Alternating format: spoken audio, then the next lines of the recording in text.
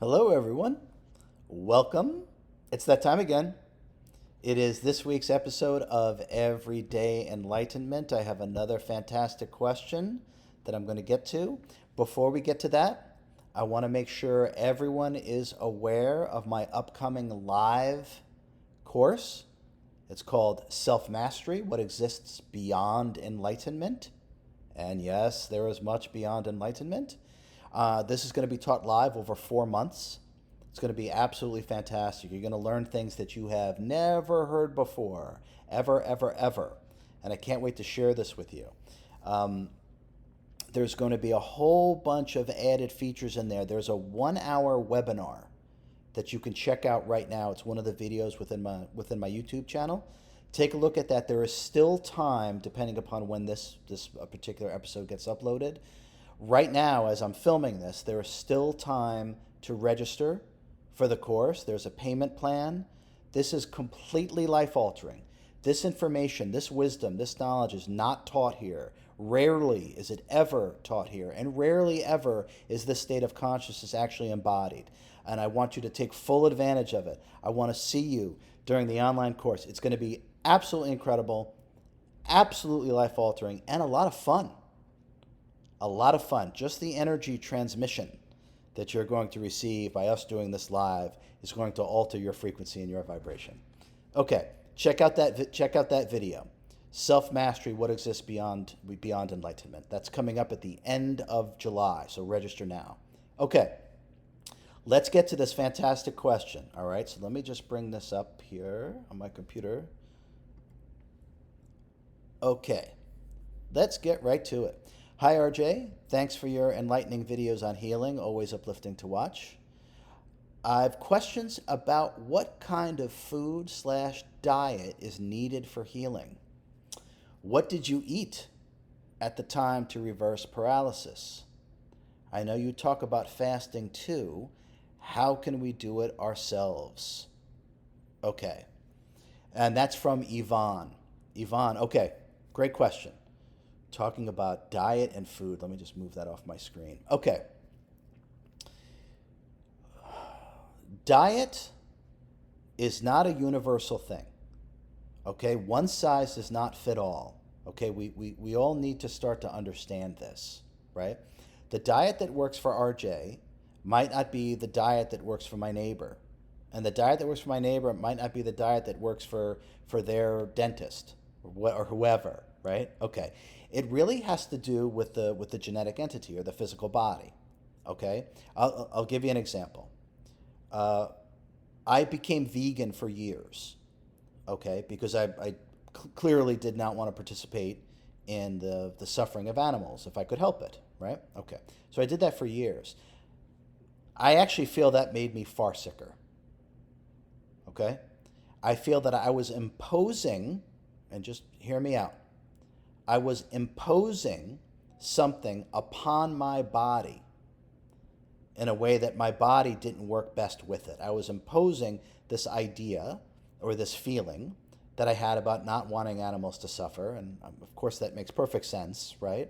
But this body, this particular genetic entity that I am temporarily merged and housed within, needs animal protein.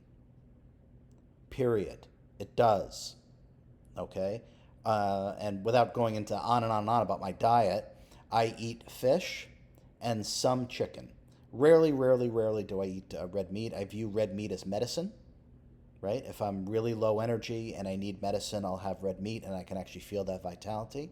But this body needs animal protein, okay? Now, how do we know this? How do we find this out about ourselves, which is really the key, right? Okay. As you alluded to, Yvonne, fasting. I talk a lot about fasting and what happens from a higher consciousness perspective to our body and our body of energy through fasting, and especially through prolonged fasting. So if you're very interested in that, pick up the book, because this kind of information is not out there. So I did a 3-week fast. I've done several fasts, but this one was a particular 3-week fast, no food. Actually, to be specific, after 2 weeks, I had one meal, a little less than 500 calories, and then I did another week without eating. So essentially, it was a three-week fast with one meal. Okay. It was at the end of that fast that there was no inclination or desire for certain kind of foods based upon my egoic preferences. So in other words, I wasn't craving potato chips or French fries or whatever. The cravings I had transcended any kind of bodily cravings or the ego mind, right? So now what was left really was what this body actually needs to operate at its most efficient or highest way possible. So I literally was able to simply perceive what it is that my body wanted. Now, for me personally, it was fish, vegetables, nuts, and a little bit of cheese and tomatoes. And now I literally, whether this is exciting or not, that's the only meal I had for well over a year. That's it. I had the exact same thing over and because that's exactly what this body wanted. I was not going to impose myself, just as I did before, by forcing veganism on this genetic entity, on my body. I wasn't going to force any change upon it either in the other direction. That's what my body wanted. That's exactly what I gave it. Without fail. Okay. So how do we find out what's the best diet?